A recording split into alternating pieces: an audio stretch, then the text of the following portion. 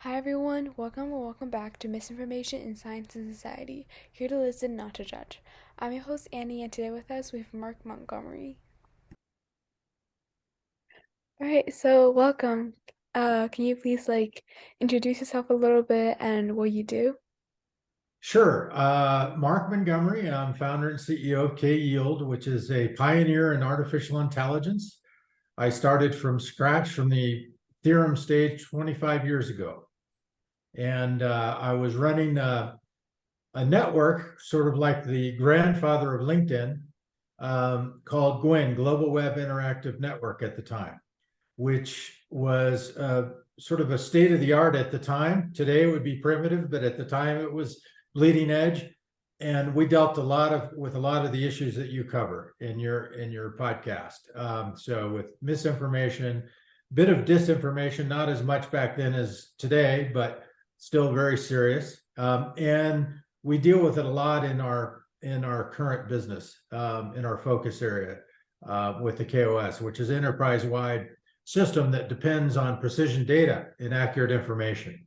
So that's the sort of the easy part. There's a lot of other kind of issues in my life. Mostly an entrepreneur, some consulting for a decade, early stage venture capital, and but for 25 years now, pretty well focused on this. Yeah, awesome. So, could you go into a little bit more detail about how your work in artificial intelligence and analytics contribute to the fight for against misinformation? Um, yeah, Sure. yeah. Sure. Yeah, actually, the timing's really good for this because of what's going on with the chatbots, right? And record adoption. Awful lot of false information in those bots, and I've been pretty active in trying to keep to keep people on the right, straight and narrow path on that issue because there's a lot of confusion. But essentially, those are based on LLMs or large language models, which is a sophisticated form of natural language processing. And over the past 20 years, we've seen these models become more and more sophisticated. So the current chatbots, of course, can be very impressive in that they generate probabilities based on your query or your instructions to the chatbot, provide full content reproduction, based on what you instructed to do. Well, that is not an understanding of the bot. It's not a thinking machine. It's all based on probabilities, and through a vast corpus of text and data that they've scraped off the web primarily, other issues, or other mediums as well. And so for the first time, we have these, the most powerful supercomputers and data centers combined with advanced chips and these large language models to provide artificial intelligence bots that are, for the first time, the public is getting a good sense of what the bots can do. Unfortunately, the large language models, because of the way they are constructed, they're easy to get around the guardrails. So it's pretty simple because basically what they are is if you put up, you hear the term guardrail or that sort of thing that the companies are using, but with those LLMs, really all they can do is use the algorithms, tweak them for keywords or for phrases. So, for example, if you had like bomb making, that sort of thing, this is not necessarily misinformation, but it's dangerous information, right? And so you could have, and it's still, for misinformation, the same applies, right? You could be doing, accidentally misinformation or on purpose, intentional disinformation. But in any event, all they can do with the LLMs is change. For example, they could block anything that had bomb making right in it to be safer. Mhm. But if somebody's clever, they can easily go around that and don't use the actual words, which I'm sure you're probably an expert at with search engines, right? You can use lots of different phrases to get Mhm. a good search return. The same sort of idea with these chatbots. So So yeah, I mean, there's multiple kind of security issues with artificial intelligence. And so what I did from the beginning, because I was running a network at the time, and it was very clear to me that you needed strong governance. Mm, And so, for example, I just published a new newsletter, and I wasn't intending to sort of release this research yet, but I focused on neurosymbolic AI. And because that's a combination between the deep learning and LLMs that we're seeing in the chatbots and the older semantic symbolic, which is rules based, right?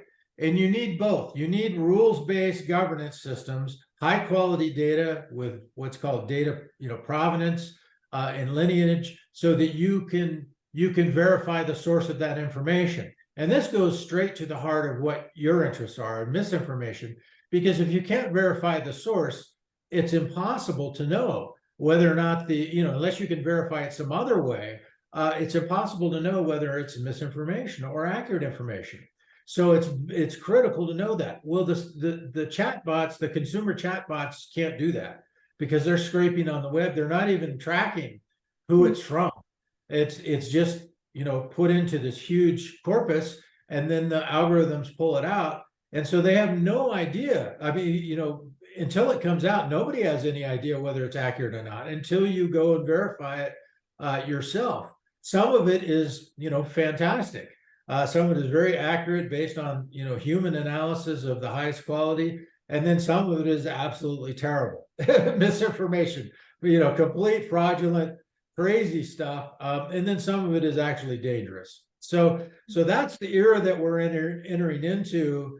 That is, I think personally, we'll see the Supreme Court will probably decide this particular issue on the consumer chatbots. Two issues briefly, and I mentioned it in my newsletter. It's on LinkedIn, but one is the copyright issue of complete full reproduction of content that is scraped from a variety, enormous sums of people. That includes a lot of copyrighted information. So it's very different than what happened in the 90s with search, for example, where we had a sort of a grand bargain where the government said, okay, you can post a what's called copy, fair use of a little bit of content, a paragraph like we see on the search engines today, as long as you provide a link to the source, right? mm, You don't have to provide a link, but that's their business, and so that you get an accurate data picture. At least you can link and click on and see what the source is and make up your own mind whether or not that is misinformation. You can check and see who owns it, who wrote it, that sort of thing. And then the other thing that we did, the government did, was to say, okay, you can't get sued for information that you're linking to. Otherwise, the companies, the social networking and search engines would have been bankrupt because you can't link to everything out there and be held accountable for what they're producing mhm, unless you have a way to verify it. So those were the two things that happened in the 90s that enabled actually the web to sort of explode, for better or worse, and oftentimes both. But this is different because this is full content reproduction. So they're not just providing fair use or a little bit with a link, they're providing the full content, which includes copyright. So that's one issue that SCOTUS will have to decide on. The second issue is the liability issue. And that has already, we've had indication that it will not be covered by Section 230, the chatbots. So they will not enjoy the liability coverage or the inability to sue them that the search engines and social networking have, because they're actually producing the content. So they're more like a publisher who can be held liable for articles if it's misinformation, false information, that is liable, or even sometimes disinformation, intentional. And so those are the two big issues that's probably going to kind of take care of this model, because that's going to put severe pressure on them to sort of clean up their act or be closed down. But what's happened is hundreds of millions of people now have had a taste of artificial intelligence for the first time and see what it can do. And so, for example, Bloomberg just came out with yesterday with a paper called Bloomberg GPT, which is probably the best example of a large language model used on high quality data that Bloomberg owns internally. And they created their own LLM bot for the finance industry. And that has none of the problems that these consumer bots have, because all of the data, the information was curated. It was from internal sources that they know, generally high quality, and they have ownership and lineage and provenance, so they can track all the way to the source. It's 40 years of publishing and media in Bloomberg that they have, and they're going to make that available to their clients. And the paper's interesting. It's available. I posted it this morning. There's a lot of activity on it. So that, I think, is a good example. And our KOS is somewhat similar in that we depend on the data of the enterprise, our customers. It uses their own data that their own people produce, that they own, and it has precision data management. And we focus on governance for the entire enterprise, continuous learning, high security, and prevention of crises, which is one of my own personal sort of research areas.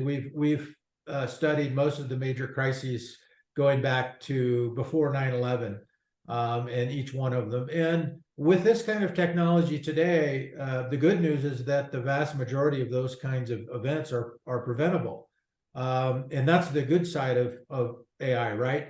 Is that we can prevent these enormous catastrophes. So that's the good news. The bad news is we don't want to create any new catastrophes with these new bots that haven't been rigorously tested and let out too soon, which I think is the case with the consumer bots. So that's a quick summary of what's going on with AI. It's been very busy lately. Yeah. Thank you for the very detailed answer.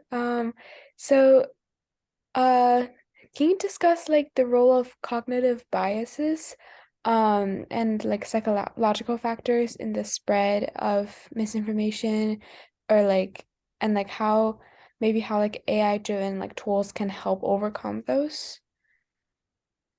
Sure. There's kind of like two sides of that coin, as there often is with AI.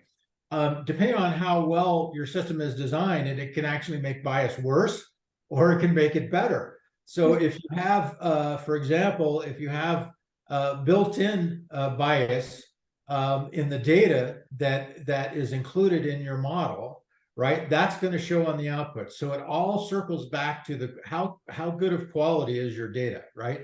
And so there are methods that you can use. Like, for example, in our system, we have a digital assistant called Dana. And that is tailored to every individual in the organization. And so, it can be anybody, knowledge worker, scientist, attorney, anybody in the organization, retail worker, up and down. And one of the reasons we extend it to the entire organization is that the research has proven that it's beneficial to the organization for everyone to be included in continual learning, personalized learning, right? So it doesn't matter what your job is, but if you're getting better at it every day, that's better for the organization, no matter what you're doing. But another reason is it can be, the janitor that sees something with their phone that is potentially dangerous, or it can be a maintenance person or somebody out in the field. And I'll give you a good example. There's many of them, but a few months ago, I guess it was last year sometime, remember the condo that collapsed down in Florida? There was a big condominium that collapsed. Well, it turns out on social media a few days later, there was a swimming pool contractor that went in to work on the pool in the basement. And he noticed these big cracks in the foundation, and he took pictures of it.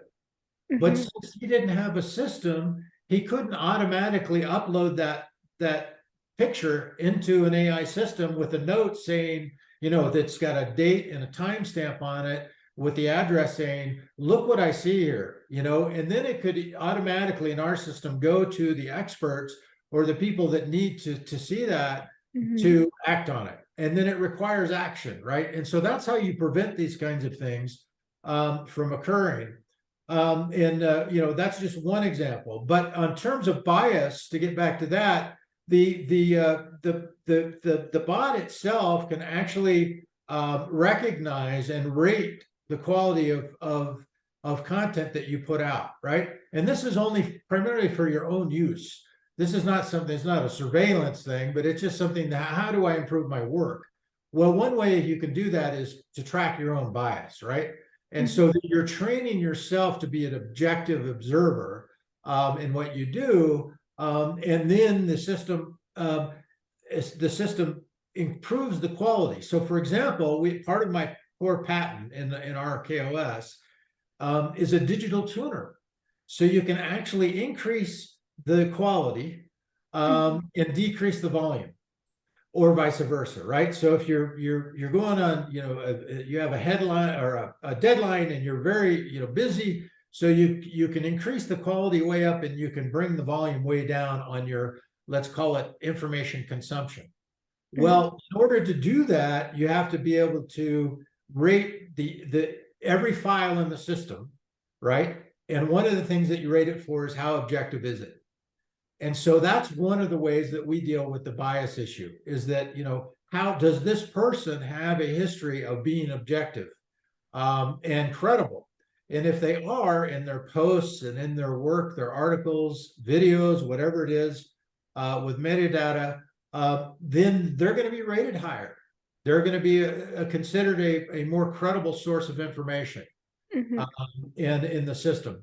And that is in part automated, but it's also part semi-automated. So the people that view it will also have the ability to input and give their opinion on it, on how objective they think it is. And if, for example, let's say it's a legal question inside a corporation, and let's say it's an analyst that works for the company, or maybe they're even outside the company, and you have the most senior partner in that law firm, or in the legal department, that is an expert on that issue. Let's call it, for the sake of just an example, let's call it intellectual property.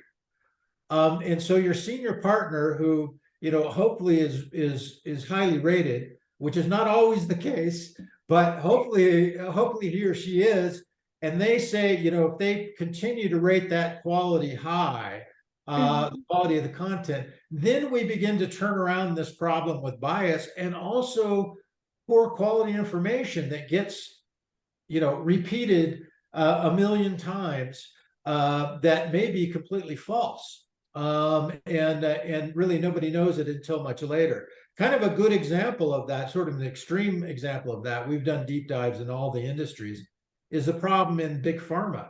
They have a multi-billion-dollar a year fraud problem, where now this is intentional, but they don't find out that a drug research program for a new drug was completely false until later on. They're already, at the human trial stage, and they find out they've invested $2 billion in this internal development or an external development, before they find out that it's completely fraudulent. Mhm. And so that's something where you need a really sophisticated system to be able to put probabilities on the veracity of that information, and whether, what's the chances of this being fraud. Well, it's kind of like the chatbots are now. There's so much money, there's so much incentive to produce research, that even false research, that it's become just a serious problem. It's surprising how many completely fraudulent academic papers there are, and then of course that gets repeated throughout society. And you think it was in a credible journal, and so now the journals have to have fraud investigators. so Mhm. so I mean, this problem has become so massive. So you chose a very good line of uh, of inquiry to get into, because it's a huge problem for our society. Yeah, for sure. So, um, what can, I guess, like educators and like scientists and science communicators do, or like what's their role? What role do they play in like combating like misinformation and yeah. There's a couple of issues that I would say. One is cultural, right? And that's kind of where we've seen an erosion in our culture globally, Hmm. in terms of integrity, which is kind of sad. But over the past couple of decades, there's kind of no question about it. Not every country, not every culture, but there's generally been a sort of a slide in integrity. The institutions are not, the cultures are not as robust as they used to be in demanding things. There's more corruption, right? There's incentive. For example, one of the problems in AI is that we have a lot of professors that are making millions of dollars a year working for big tech or these very well funded startups while they're still a professor, right? And then you have universities that are receiving tens of millions of dollars in donations from very wealthy companies. Well, they're no longer an objective actor, right? They're a conflicted actor. They have a huge financial obligation to those people that gave them money, and that shows in their work, in their public statements, in their favoritism, in their biases. And so that's where governance comes in, which is, a very high priority for us in our system and how you govern these systems. But governance comes into play where you need very rigorous, disciplined governance, and you need to enforce the rules to say, look, we need a clear line of the conflicts. We can't allow this gray area to get worse and worse and worse, which it has over the decades. You need to make a choice. Are you going to work for those big tech companies and be an AI scientist there, or are you going to be a professor? Okay, maybe we can pay you a little more to be a professor. Maybe you can license your IP or do something that's more, has more integrity, but you can't work for two conflicting ideologies and two conflicting missions at the same time. Because obviously, universities and academia has one goal, and it needs to be based on rigorous science, and discipline and objectivity, right? You need to be a truth seeker if you're going to be a professor. And you can't do that if you're the head of a lab in a major corporation, because their mission is to make as much money as possible. Despite what they say, they have a legal, requirement to make money for their shareholders. And so that's one example of how we can, what we can do to clean things up in the governance. And then because the students see that, and one of the reasons why these professors are hired is because they have access to so many good students. So they come from major universities, and those big tech companies are trying to get a corner on all the top tier talent. And they know that if a famous professor goes and works for that company and they're the lab director, their students are going to want to go work for them, and they get paid well to do so. Hmm. And so it has an erosion sort of in the integrity of the entire system when you have things like that. That's just one example in my industry, but there's problems it's not just one industry where that's a problem. So I think the emphasis on objectivity is very important. Another problem that you've seen in science and in universities is that we've seen a lot more political activism within the institutions, right? And Hmm. so it used to be where that was socially frowned on, to be politically active in the classroom, and have that bias enter into how you grade students. And now it's very common problem, very well known, where if you don't agree with a certain professor on a certain thing, and they're a political activist and you're a student, then there's a good chance it will show up in your grades, which will affect your future. Now that is unethical. It's behavior that shouldn't be allowed. I don't care what political view it is, it doesn't matter. So the institutions themselves need to remain pure when it comes to objectivity, and in truth seeking, and not biased, and they need to enforce that rigorously. I think that's probably the biggest thing, and that's sort of a system-wide culture. Now, systems like ours, tools like ours, can certainly help because they're based on science, so you can actually see it's sort of like automated fact checking, right? It's very, it's almost instantaneous. and it shows up, and then it can also do predictions and go, now wait a minute, you call yourself an expert. Let's say it's somebody's linking to an outside expert. Maybe it's even a government official, a political appointee, and they're saying, oh no, inflation is not spiking. It's not embedded in the economy. It's only, it's what is it, transient or whatever they were calling it. And then somebody on the outside says, no, wait a minute. I'm an expert in this, and it's very clear to me. Well, if you have a good system, you can very quickly say, well, how good were they on their previous forecasts, right? So Hmm. how competent are they actually? And you can verify whether or not their previous forecasts on inflation were accurate, and determine a certain level of competency and objectivity. And I think that's necessary because the average person doesn't have the opportunity to spend 10,000 hours studying, you know, PhD programs in economics to be able uh, to ascertain and make a good decision on whether or not a certain individual, whether it's a politician or a government worker or somebody, just an independent person in media, whether or not they're providing accurate information. Very difficult to do for the average person that's busy and has a family and a job and paying the mortgage. So I think that's one way that AI systems can really help, but we've got to be very disciplined on our precision data management, on our bias in these systems.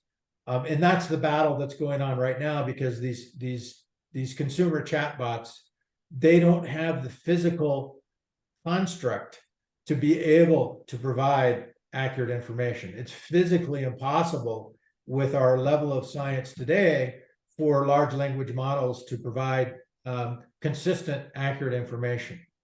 So it's a problem. Yeah, absolutely. So, I think you covered like pretty much all my questions in your responses, like all my other questions too. So, that'll be it. Okay. Anything else you would like to cover? Well, I would just encourage you to keep working on what you're working on. I viewed quite a few of your programs, and I think it's great to see a young person, especially when you got started, right? You've been at it for quite a while, and it's great to see your commitment to it. And I hope you keep up with it. You've had some really good guests, because this problem is not going away. Our systems will improve it, but so far it's been getting worse. And let's face it, it's one of the most serious problems facing our society today is misinformation. So good for you, and keep at it. And if there's anything I can do to help, let me know. Thank you. Thank you. All right. Yeah. So have a great rest of your day. Okay, And you too. Thanks a lot. Oh, can you ping me when it's posted, and I'll share it to my networks. See if all we can right, get some sure. views for it. I'll Okay. send you the link. Yeah. Okay. Thank you. Take Thank good you. care. You Bye-bye. too.